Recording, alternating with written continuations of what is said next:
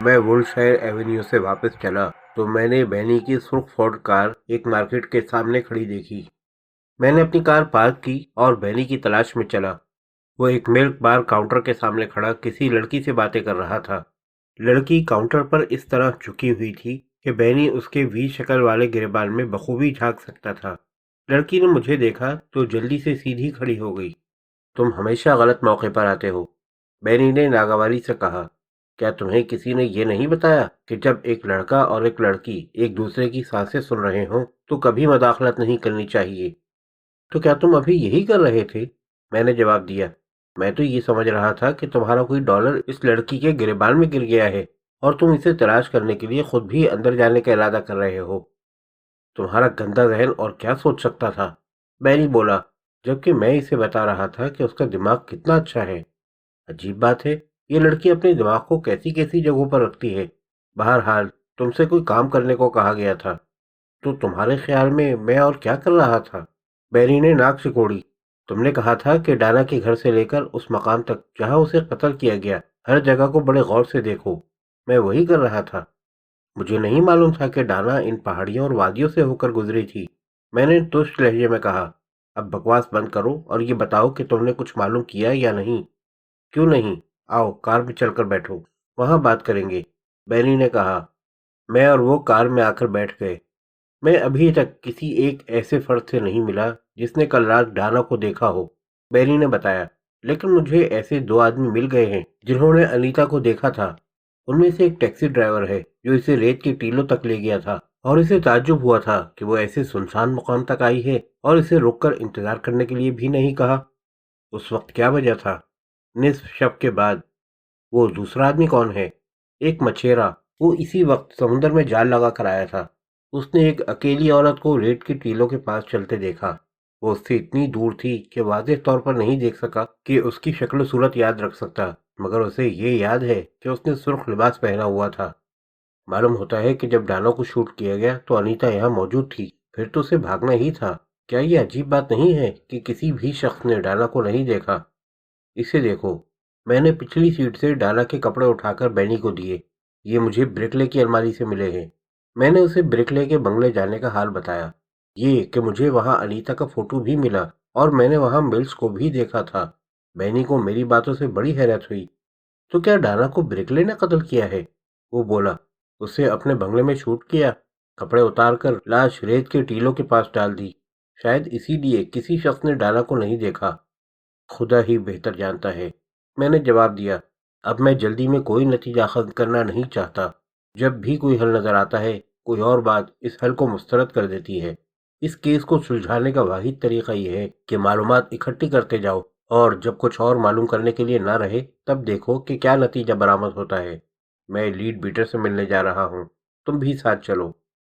کچھ اندازہ کر سکتے ہو کہ ملز بریکلے کے بنگلے میں کیا کرنے آیا تھا؟ پتہ نہیں، مگر اچھا ہوا کہ میں اس سے پہلے پہنچ گیا، میں نے جواب دیا، ورنہ انیتا کا فوٹو اس کی نظروں سے چھپا نہیں رہ سکتا تھا۔ ریت کے ٹیلوں کے پاس لیڈ بیٹر نے جو کیبن بنایا تھا وہ 2 منزلہ تھا۔ پختہ سڑک کیبن سے چوتھائی میل پہلے ہی ختم ہو جاتی تھی۔ ہم کار سے اترے۔ میں نے ڈانا کے کپڑے اور فوٹو کار کی ڈگی میں مقفل کر دیے اور ہم کیبن کی طرف چلے۔ وہاں پہنچ کر دیکھا کہ کیبن کے اندر یا باہر کوئی بھی موجود نہیں ہے۔ بیرونی دروازہ کھلا ہوا تھا۔ بیری نے ہاتھ لگایا تو وہ کھل گیا۔ اندر نظر آنے والا کمرہ خالی تھا۔ ہم سیڑھی کے ذریعے چھت پر پہنچے۔ قدم رکھا ہی تھا کہ ساکت کھڑے رہ گئے۔ لیڈ بیٹر پشت کے بل پڑا تھا۔ اس کی پیشانی کے درمیان ایک سوراخ نظر آ رہا تھا۔ زخم سے بہت خون بہا تھا جو پوری طرح جمع بھی نہیں تھا۔ بینی کے خیال میں اب ایک بات یقینی تھی کہ وہ اپنی ٹیلی اسکوپ سے رومان لڑانے والے جوڑوں کو نہیں دیکھ سکتا تھا، اور وہ جوڑے اطمینان سے اپنے معمولات انجام دے سکتے تھے۔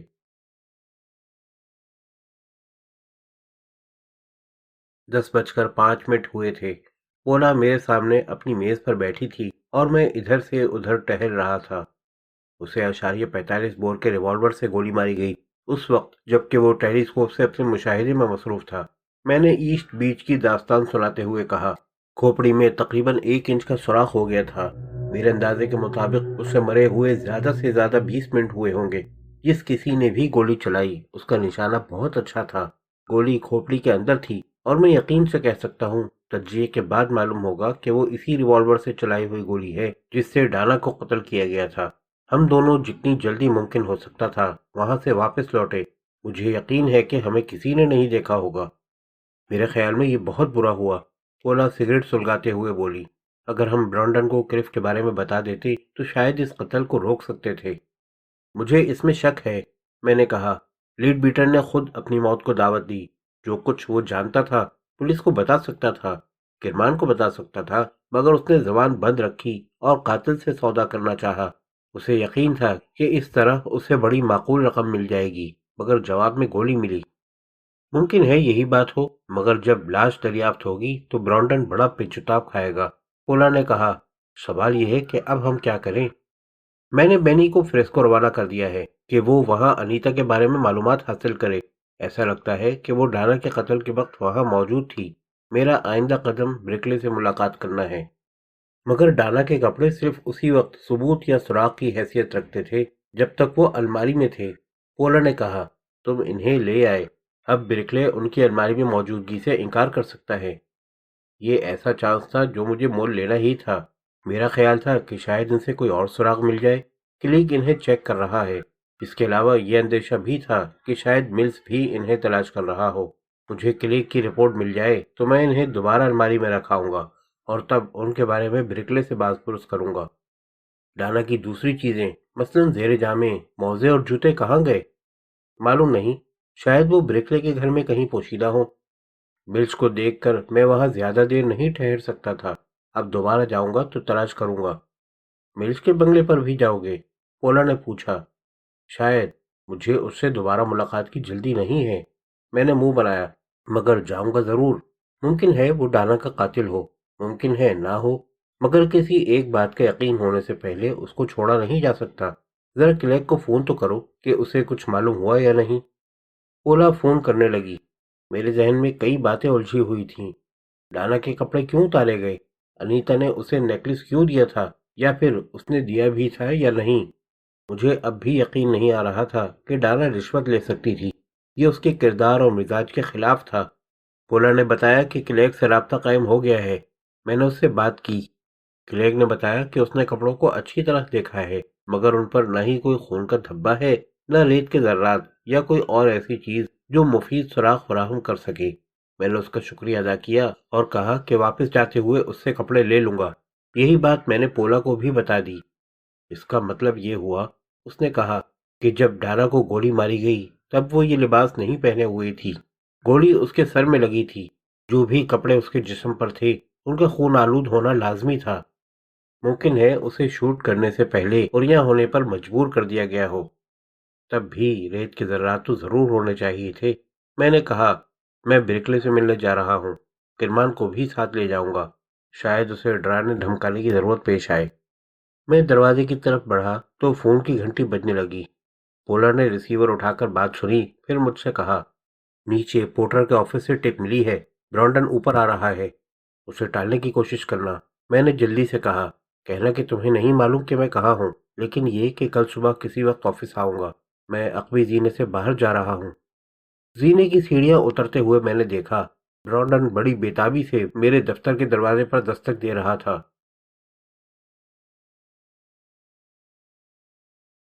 میں نے حسب سابق اپنی کار بریکلے کے بنگلے سے کافی فاصلے پر اسی درخت کی آڑ میں کھڑی کر دی۔ رجسٹریشن کارڈ بھی نکال لیا۔ میرے ساتھ کرمان بھی کار سے اترا۔ ہم درختوں کی آڑ لیتے ہوئے بنگلے کی طرف بڑھے۔ قریب پہنچ کر گیٹ کھولا۔ باغ میں کوئی نظر نہیں آ رہا تھا۔ میں نے سوچا، کہیں بریکلے بھاگ تو نہیں گیا؟ کیا میں آگے جاؤں؟ کرمان نے پوچھا۔ ہاں، جا کر گھنٹی کا بٹن دباؤ۔ اگر وہ گھر میں ہو اور باہر آئے تو اسے باتوں میں لگائے رکھنا۔ میں نے جواب دیا، تب تک میں عقبی سمت سے اس کے بیڈ روم میں گھس کر ڈانا کے کپڑے الماری میں رکھ دوں گا۔ بس مجھے 2-3 منٹ ہی لگیں گے۔ کرمان نے بیرونی دروازے پر لگا بٹن دبایا۔ کوئی حرکت نہیں ہوئی۔ کرمان نے میری طرف دیکھا۔ میں نے اسے دوبارہ بٹن دبانے کا اشارہ کیا۔ اس نے دبایا اور تب اچانک ایک آواز آئی، یہ تم لوگ کیا کر رہے ہو؟ ممکن ہے میں 1 فٹ بھی نہ اچھلا ہوں، مگر مجھے ایک گز لگا۔ میں تیزی سے گھوما۔ ایک طویل قامت تنومند آدمی میرے پیچھے کھڑا تھا۔ اس کا جسم اور حلیہ ایسا تھا کہ عورتیں ضرور اس پر بری طرح مرتی ہوں گی۔ سیاہ گھنگریالے بال، نیلی آنکھیں، मॉडर्न कीमती लिबास, कलाई पर सोने की भारी चेन, गर्दन में सब्ज रेशमी रुमाल जिस पर उसके नाम के इब्तदाई हुरूफ कढ़े थे। ये जानने के लिए कुछ ज्यादा जहालत की जरूरत नहीं थी कि वो ब्रिकले है। मिस्टर ब्रिकले? मैंने सवालिया अंदाज में पूछा। अगर हूं तो क्या कर लोगे? उसने जवाब दिया। मैंने उसे अपना मुलाकाती कार्ड दिया। उसने देखा और मुझे वापस कर दिया। मुझे अफसोस है, वो बोला। सरे दस्त, मुझे किसी की खिदमत दरकार नहीं। हम यहाँ अपनी खिदमत पेश करने नहीं आए, मैंने कहा। हम अपने एक मौकिल के लिए काम कर रहे हैं जिसकी बीवी इत्तेफाक से तुम्हारी दोस्त है। मुमकिन है तुम हमारी मदद कर सको। मुझे फिर भी अफसोस है, ब्रिकले ने जवाब दिया। अव्वल इसलिए कि मैं बहुत उजलत में हूँ, दूसरे इसलिए कि मैं तुम जैसे लोगों को पसंद नहीं करता। हम मालूमात के लिए पुलिस के पास भी जा सकते हैं, मैंने कहा। और तुम जानते हो कि वो लोग दूसरों की इज्जत का कुछ ख्याल नहीं करते। ब्रिकले ने अपनी ठोड़ी खुजाई। वो मुकम्मल तौर पर पुरसुकून नजर आ रहा था। क्या चाहते हो?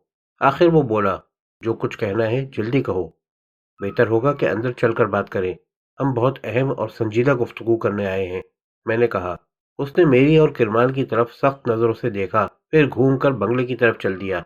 मैं और किरमान उसके पीछे चले। क्या तुम अब भी वो काम करने का इरादा रखते हो? किरमान ने बहुत आहिस्ता से पूछा। कोई उम्मीद नहीं, मैंने भी दबी आवाज में जवाब दिया। अब या तो किसी चाल से फांस कर एतराफी जुर्म कराया जा सकता है या डरा धमका कर। बिरकले ने बैरूनी दरवाजा खोला और रिहायशी कमरे में गया। शराब की अलमारी से विस्की की बोतल निकाली, एक गिलास में थोड़ी विस्की उंडेली और गिलास लिए सोफे पर जाकर बैठ गया। मैंने कागज पर लिपटा हुआ दाना का लिबास निकाला और उसकी गोद में उछाल दिया। ये सूट तुम्हारी अलमारी में कैसे पहुंचा? मैंने पूछा। उसने गिलास करीबी मेज पर रख दिया, कपड़ों को देखा। उसके चेहरे पर हैरत का तासुर था। तुमने क्या पूछा? फिर से कहो। उसने मेरी तरफ देखा। ये सूट तुम्हारे बेडरूम की अलमारी में था, मैंने जवाब दिया। मैं जानना चाहता हूँ कि ये वहां कैसे पहुंचा। बिरकले ने कपड़े फर्श पर डालकर अपना गिलास उठा लिया, दो घूंट भरे और गिलास वापस रख दिया। या तो तुम शराब के नशे में हो या फिर पागल, वो बोला। अनजान बनने से काम नहीं चलेगा। मैं 2 घंटे पहले यहाँ आया था, घर में कोई नहीं था। मैंने इधर उधर देखा और मुझे बेडरूम की अलमारी में ये कपड़े पोशीदा मिले। और तुम पहले इन्हें ले गए और अब वापस लाए हो, क्यों? मैं देखना चाहता था कि इन पर खून के धब्बे तो नहीं हैं। खून के धब्बे? ब्रिकले चौंका। क्या मतलब है तुम्हारा? ये डाना लेविस का सूट है, मैंने जवाब दिया। यानी उस लड़की का जिसे ईस्ट बीच पर कत्ल किया गया है। और मैं तुमसे ये पूछना चाहता हूँ कि उस लड़की का सूट तुम्हारी अलमारी में कैसे आया? मैं नहीं जानता कि तुम क्या बकवास कर रहे हो, और ना मुझे इसकी परवाह है, बिल्कुल बिगड़ कर बोला। तुम्हारी हरदा सराई बहुत सुन ली। अब ये कपड़े उठाओ और यहाँ से दफा हो जाओ। मेरे पास तुम्हें इस वारदात में मुलविस करने के लिए एक मजबूत शहादत मौजूद है, मैंने संजीदगी से कहा। वो लड़की मेरी एक कारकुन थी और अपने कत्ल के वक्त मिसेस क्रिप की निगरानी कर रही। इस बात ने उसे दूध के झाग की तरफ बिठा दिया। वो ऐसा बिफरा हुआ बैल नजर आ रहा था जिसके सामने अचानक खारदार तार आ गया हो। ये क्या है? ब्लैकमेल? ऐसी कोई बात नहीं। मैं उसके कत्ल की तहकीकात कर रहा हूँ और जानना चाहता हूँ कि उसका लिबास तुम्हारी अलमारी में कैसे पहुंचा। मुझे तो ये ब्लैकमेल ही मालूम होता है। ब्रेकले खड़ा हो गया। मैं पुलिस को फोन करता हूँ। मैं चाहता हूँ तुमने जो कुछ मुझसे कहा है उन्हें भी बताओ, फिर तुम अपना सबूत पेश करो। पुलिस बेहतर फैसला कर सकेगी कि उसके बाद क्या करना है। उसने रिसीवर उठाने के लिए हाथ बढ़ाया, मगर किरमान उससे ज्यादा फुर्तीला था। उसने फोन का तार एक झटके से तोड़कर कमरे के दूसरी तरफ फेंक दिया। ब्रिकले की जवाबी कार्रवाई इससे ज्यादा फुर्तीली साबित हुई। उसने कदम बढ़ाकर किरमान के सर पर एक घूंसा रसीद किया। घूंसा बहुत मौसर साबित हुआ। किरमान मेज को साथ लेते हुए नीचे गिरा। ब्रिकले मेरी जानिब घूमा, मगर मैं पहले ही उसके करीब पहुंच चुका था। उसके बाएं घूंसे से अपना चेहरा बचाते हुए मैंने दाएं हाथ से वो मुक्का मारा जिसका मिल्स पर कोई असर नहीं हुआ था, मगर ब्रिकले उसकी क्लास का नहीं था। चुनाचे वो घूसा वहीं पड़ा जहां पड़ना चाहिए था, यानी उसके जबड़े पर। उसकी आंखों की पुतलियां ऊपर चढ़ गईं और वो मुंह के बल एक धमाके के साथ फर्श पर गिर गया। इरमान ने बहुत तारीफ की। वो बोला कि ब्रिकले ने तो अपनी कीमती विस्की हमें पेश नहीं की थी। क्या ख्याल है, जब तक वो आराम कर रहा है हम खुद अपनी मदद आप ना कर लें? और उसने बिला तकल्लुफ विस्की की बोतल से 2 गिलासों में शराब उंडेल कर एक गिलास खुद लिया और एक मुझे दिया। मैं ब्रिकले के बारे में फिक्रमंद था। उसका रद्द अमल किसी मुजरिम की तरह नहीं था। مجھے شک تھا کہ جب اس نے یہ کہا تھا کہ وہ نہیں جانتا میں کیا بکواس کر رہا ہوں تو سچ ہی کہا تھا۔ کرمان کا خیال تھا کہ لڑائی بریکلے نے شروع کی تھی، اس لیے میں نے اسے گھوسا مارا تو ٹھیک ہی کیا، اور اس کے منہ سے حقیقت اگلوانے کے لیے اور بھی ٹھکائی کرنی پڑے تو کروں۔ کچھ دیر میں برکلے کو ہوش آ گیا۔ وہ خاموشی سے اٹھا اور صوفے پر جا کر بیٹھ گیا۔ وہ سخت غصے میں لگ رہا تھا۔ میں نے اس سے پھر پوچھا کہ ڈانا کے کپڑے اس کی الماری میں کیسے آئے۔ اس نے پھر وہی جواب دیا کہ وہ کچھ نہیں جانتا۔ مشکل یہ تھی کہ مجھے بھی یقین ہوتا جا رہا تھا کہ وہ سچ بول رہا ہے۔ چلو، تم نہیں جانتے تو میں بتاتا ہوں کہ میں کیا کہہ رہا ہوں، میں بولا۔ 3 دن قبل فرینکلن کرف نے ہمیں اپنی بیوی کی نگرانی کے لیے مقرر کیا تھا۔ کیوں کیا تھا اسے چھوڑو، اس کے پاس اس کی وجوہات ہوں گی۔ میں نے ڈانا کو مسز کرف کی نگرانی کے لیے لگا دیا۔ اس نے رپورٹ دی کہ تم اور مسز کرف ایک دوسرے کے دوست ہو اور چھپ کر ملتے ہو۔ میں نے یہ رپورٹ ابھی کرف کو نہیں دی ہے۔ گزشتہ رات ڈانا کو 1 بجے کسی کا فون ملا اور وہ اپنے اپارٹمنٹ سے کہیں چلی گئی۔ بعد میں اس کی لاش ایسٹ بیچ پر ریت کے ٹیلوں کے پاس ملی۔ اس کے سر میں گولی ماری گئی تھی۔ اس کے قتل نے ہمیں مشکل میں ڈال دیا ہے۔ ہم اپنے موکلوں کو رازداری کی ضمانت دیتے ہیں۔ اب اگر ہم پولیس سے تعاون کرتے ہیں تو ہمیں مسز کرف کے بارے میں بتانا پڑے گا۔ یہ ہمارے بزنس کے لیے خراب ہوگا۔ چنانچہ ہم نے فیصلہ کیا کہ خود قاتل کا پتہ لگائیں گے۔ ہم مسز کرف کو تلاش کر رہے ہیں۔ وہ کہیں غائب ہو چکی ہے۔ ہم نے سوچا ممکن ہے وہ یہاں چھپی ہو۔ میں اسے دیکھنے آیا۔ یہاں کوئی نہیں تھا۔ میں نے تلاشی لی۔ مسز کرف تو نہیں ملی، مگر تمہارے بیڈ روم کی الماری میں ڈانا کے کپڑے مل گئے جو وہ قتل کے وقت پہنے ہوئی تھی۔ فطری طور پر مجھے تم سے پوچھنا تھا کہ کپڑے یہاں کیسے پہنچے۔ تم کوئی قابل اطمینان جواب نہ دے سکے تو میں یہ سمجھوں گا کہ تم نے اسے قتل کیا ہے۔ تمہارے پاس اسے راستے سے ہٹانے کی معقول وجہ بھی تھی۔ ڈالنا جانتی تھی کہ تمہارے اور مسز کرف کے تعلقات ہیں۔ تم نہیں چاہتے تھے کہ کرف کو ان تعلقات کا علم ہو اور وہ تمہارا دشمن بن جائے۔ تم نے اس سے بچنے کے لیے ڈانا کی زبان بند کر دی۔ اب سمجھے کہ میں کیا بکواس کر رہا تھا؟ تم پاگل ہو، برکلے نے کہا۔ میں نے اس عورت کو کبھی اس نگاہ سے نہیں دیکھا۔ اس کے علاوہ میں کل رات شہر سے باہر تھا اور ابھی واپس لوٹا ہوں۔ کہاں گئے تھے؟ Los Angeles. کل سپہر 5 بجے کار سے روانہ ہوا تھا اور ابھی آیا ہوں۔ چاہو تو کار میں میرا سفری بیگ دیکھ سکتے ہو، برکلے نے جواب دیا۔ اس کا غصہ رخصت ہو چکا تھا اور اس کی جگہ اضطراب نے لے لی تھی۔ رات کہاں گزاری؟ ایک لڑکی کے ساتھ۔ اس کا نام اور پتہ بتاؤ، کرمان نے کہا۔ یہ ناممکن ہے، برکلے تیزی سے بولا۔ تمہاری مرضی، اگر بتا دو گے تو ہم اس سے تمہارے بیان کی تصدیق کریں گے، میں نے کہا، اور اس نے تائید کی تو تم شبہ سے باہر ہو جاؤ گے۔ اس کا نام کٹی ہیچنز ہے اور وہ اسٹوریا کورٹ میں اپارٹمنٹ نمبر 4834 میں رہتی ہے۔ لیکن یہ بات اب بھی واضح نہیں ہوئی کہ ڈانا کے کپڑے تمہاری الماری میں کیسے آئے۔ میرا خیال ہے تم جھوٹ بول رہے ہو، برکلے نے کہا، محض اس لیے کہ مجھے بلیک میل کر سکو۔ اس کے زیر جامے اور جوتے اب بھی غائب ہیں، میں نے کہا۔ میرے پاس تلاش کرنے کا وقت نہیں تھا، کہو تو اب دیکھ لیں۔ ہم اوپر گئے۔ کسی کو کچھ ملنے کی امید نہیں تھی۔ یہ محض اتفاق تھا کہ کرمان کو باتھ روم کی الماری کے پیچھے جوتے مل گئے۔ اس نے جوش میں آ کر پورے مکان کو الٹ پلٹ کر دیا، مگر کچھ اور نہیں ملا۔ البتہ ایک دوسرے غسل خانے میں ایک دوسری عورت کے کئی کپڑے ملے۔ بریکلے کا کہنا تھا کہ کافی عرصہ پہلے اس عورت سے اس کے تعلقات تھے، مگر اب وہ اس سے نہیں ملتی تھی۔ صاف ظاہر تھا کہ کسی نے ڈانا کے کپڑے بریکلے کو پھنسانے کے لیے چھپائے تھے، اور ممکن تھا کہ چھپانے والا قاتل ہی ہو۔ اس سلسلے میں مسز کرف بہت مدد کر سکتی ہے، میں نے کہا۔ کچھ بتا سکتے ہو کہ وہ کہاں ہوگی؟ آخری مرتبہ میں اس سے 3 دن قبل ملا تھا، برکلے نے کہا۔ ہم نے رات کا کھانا ساتھ کھایا تھا۔ تمہاری اس سے ملاقات کیسے ہوئی؟ ساحل پر۔ وہ اکیلی تھی اور میں بھی فارغ تھا۔ کتنے دن سے واقفیت تھی؟ تقریباً 10 دن سے۔ اب اگر عورتیں مجھ سے ملنا پسند کرتی ہیں تو میں کیا کر سکتا ہوں؟ جس دوران مسز کرف سے تمہارا تعلق رہا اس دوران تمہاری کوئی چیز تو غائب نہیں ہوئی، میں نے پوچھا۔ برکلے نے چونک کر مجھے دیکھا۔ تمہارا مطلب ہے کہ وہ چوری کی عادی تھی؟ وہ بولا۔ شاید اسی لیے کرف اس کی نگرانی کرا رہا تھا۔